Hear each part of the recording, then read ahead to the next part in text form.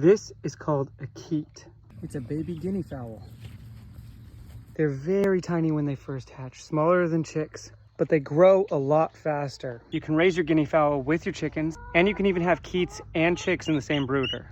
But since the growth rate between chicks and keets is vastly different, make sure that you're ordering your keets about 2 weeks after you order your chicks. If not, the keets quickly outgrow your chickens. Getting your chickens first helps them establish a pecking order. It also gives the guineas a chance to learn from the chicks. Guinea fowl can be notoriously hard at getting inside of a coop, but it's not impossible. It also gives the guineas a chance to learn from the chicks and hopefully get used to them enough to where they can follow them inside of their chicken coops once that's time. Mine had no problem getting outside of their coop, but I got more chicks and I needed to transition them out, so they pick this tree every single night, and I have dogs running around and bigger animals and nothing ever gets them. But establishing them with your chicks can help them follow into the chicken coop, and then these little guinea fowl will grow up to be your tick-eating, noisy friends.